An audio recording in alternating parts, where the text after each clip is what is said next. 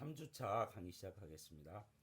아, 오늘은 층, 레이어, 포토샵에서 가장 중요한 기능 중에 하나, 가장 중요한 레이어에 대해서, 레이어 기능에 대해서 좀 알아보고, 레이어 기능을 이용해서 도구를 활용할 수 있는 방법에 대해서 수업하도록 하겠습니다. 과제물에 올라와 있는 파일을 열기해서 우리 이제 그 첫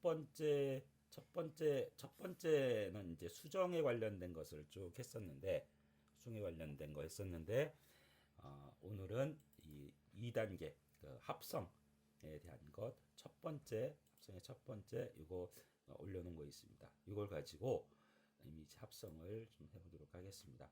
자, 이게 요거예요, 그죠? 요겁니다. 요거 갖고 뭐를 만들어 보려고 하냐면, 이렇게 보면은 뭐 있고 뭐 눈썹 같은 것도 있고, 이걸로 얼굴을 만들어 보려고 합니다. 얼굴.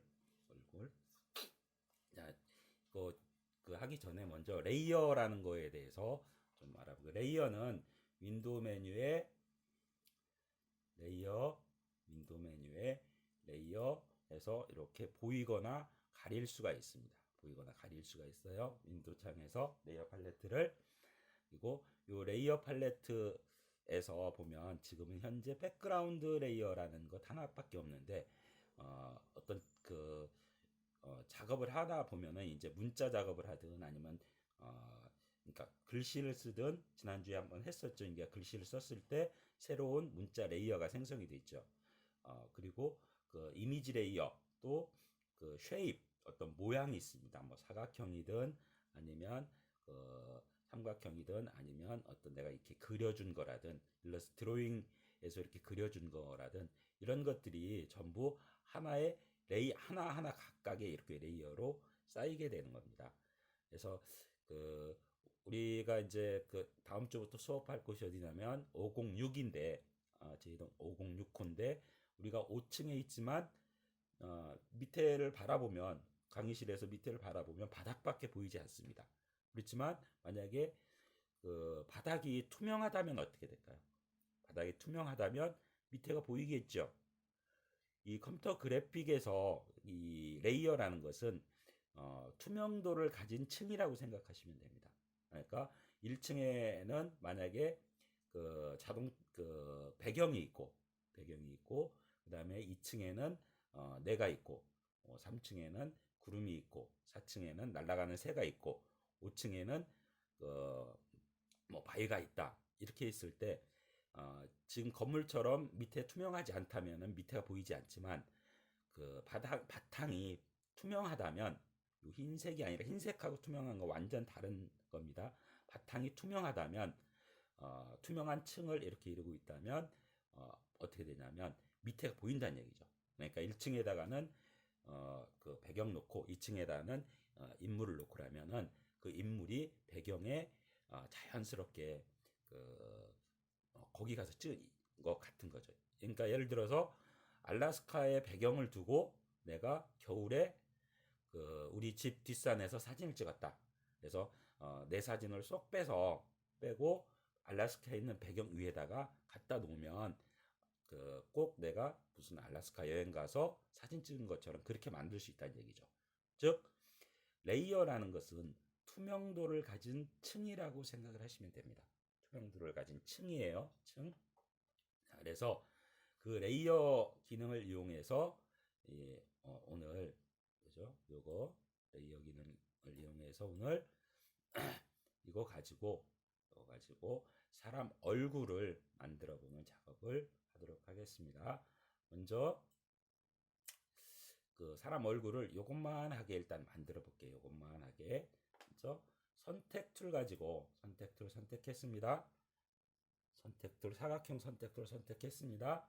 그리고 옵션은 신규. 여기에서 옵션이 있죠. 그죠? 옵션에서 이거 배웠었죠. 신규 더하기 빼기, 그 다음에 교차 부분이 있는데 신규 선택하고, 패더 값은 0, 0입니다. 0으로 설정을 하고, 이게 이제 처음에 가장 중요한 거예요. 만약에 여기에서 설정이 잘못되면 그 다음부터는 진행이 안 되고 엉망진창이 됩니다. 그러니까 컴퓨터 그래픽의 작업 방식은 먼저 뭘 할지 생각하고, 두 번째 도구를 선택하고 그거에 대한 옵션을 제대로 지정하고, 도구까지는 선택을 하는데 이 옵션을 제대로 지정하지 않기 때문에 제대로 내가 작업하고자 하는 것이 안 될 경우가 많습니다. 거의 80% 이상은 이 옵션을 제대로 지정하지 않기 때문에 그렇습니다.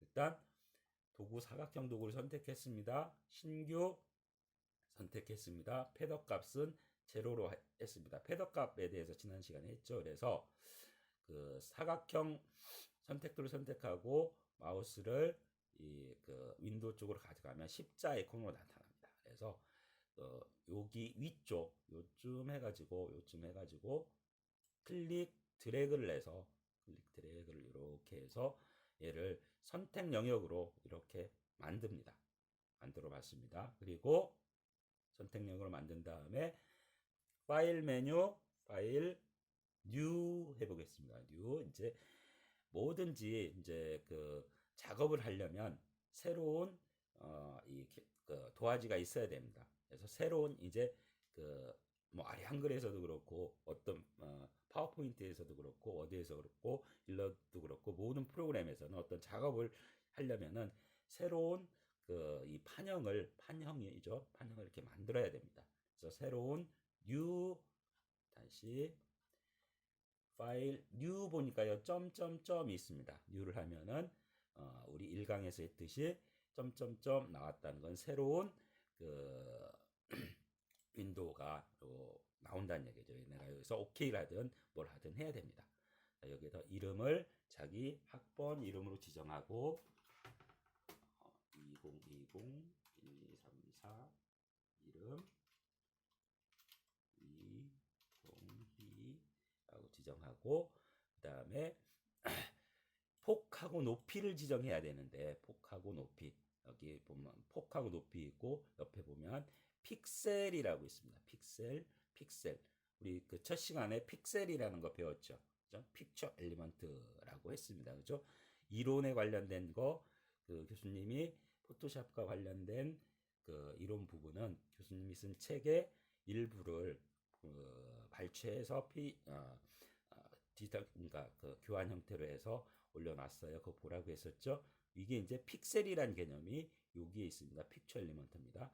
해상도죠, 그죠? 픽처 엘리먼트. 그리고 해상도 레졸루션이라고 합니다. 해상도는 픽셀 퍼 인치입니다. 72 픽셀 퍼 인치로 합니다. 여기 보면은 픽셀 퍼 센치도 있고 픽셀 퍼 인치도 있는데 픽셀 퍼 인치로 합니다. 이거를 만약에 픽셀 퍼 센치로 하면은 엄청나게 용량이 커져 버리는 거죠. 그죠? 이거 이제 나중에 계속 나오겠지만 이것도 잘해야 됩니다. 그리고 RGB, 화이트 어쩌고저쩌고 해야겠습니다. 여기에서 폭과 높이를 지정을 하지 않아도 내가 이렇게 선택했습니다. 그 다음에 에디트 카피를 했습니다. 선택하고 카피를 했습니다. 다시 할게요. 자, 선택 툴을 선택한다. 신규를 선택한다. 패더 값을 0을 지정한다. 그리고 선택 영역을 이렇게 지정한다. 그리고 에디트 카피를 한다. 그러면 복사를 하면은 우리 클립보드라는 곳에 일시적으로 저장이 되어 있습니다. 눈에는 보이지 않지만, 그래서 붙이기를 하면 내가 복사한 것이 위에 붙여지게 되는 거죠. 자, 그래서 여기까지 한 다음에 파일 뉴 신규를 하게 되면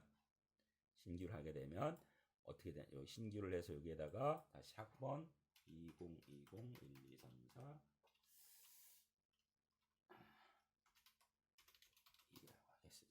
하면은 폭과 높이가 바뀐 것을 확인할 수가 있습니다. 그죠? 아까 얘기하고 바뀌었죠, 그죠? 이거는 뭐냐면 내가 선택해서 카피를 하게 되면 그 카피한 것이 복사합니다. 복사한 것이 폭과 높이 해상도에 그대로 적용이 됩니다. 적용이 된 신규 대화 상자가 나타난다는 얘기죠. 자, 이렇게 해서 오케이를 하겠습니다. 오케이. 자, 오케이를 하겠습니다. 그러면 얘가 이제 소스가 되는 거고, 얘가 우리가 이제 소스가 되는 거고, 요 위에다가 여기에다가 이제 그 오늘 작업을 해볼 겁니다. 그렇죠? 여기에다 작업을 해볼 겁니다. 자, 이렇게 해서 이렇게 해서 여기에다가 우리 복사해 놨었죠. 복사해 놓은 거를 에디트 이거 왜 맛이 갔나? 에디트 카피를 해놨으니까 페이스트를 하겠습니다. 페이스트 붙이기 페이스트 컨트롤 V입니다. 단축키는 이래서 페이스트를 하게 되면 여기에 붙게 되는 거죠. 이렇게 그죠? 그래서 보면은 레이어 팔레트를 보면 맨 밑에는 백그라운드 그 백그라운드입니다. 그 다음에 1층이 있는 거죠. 지하층이 있고 1층이 있습니다. 그죠? 지하층이 있고 1층이 있습니다. 자, 이렇게 새로운 파일을 하나 만드는 것에 대해서 했습니다. 이제 이거 가지고 계속해서 수업을 할 겁니다. 일단 여기까지 해서 1강으로 하고 연속해서 하겠습니다. 여튼 레이어에 관련된 거 아주 중요합니다. 레이어에 관련된 거, 레이어는 뭐냐면 어디에서 보이거나 가리냐면 플로팅 팔레트는 윈도우에서 보이거나 가리고 레이어 팔레트 여기에서 보면은 이렇게 나온다. 그죠? 그리고 어떤 영역을 이렇게 선택해서 카피를 한 다음에 에디트 카피를 한 다음에 새로운 파일을 만들게 되면은 카피한 그 영역이 신규 폭과 높이 해상도에 그대로 적용이 된다. 그래서 학번 이름을 줘서 새로운 파일을 하나 이렇게 만들 수가 있습니다. 그리고 나서 카피한 거를 페이스트 붙이게 되면 그 위에 이만한 도화지 위에 카피된 그 위에 이렇게 딱 붙여지게 됩니다. 그렇죠? 자, 여기까지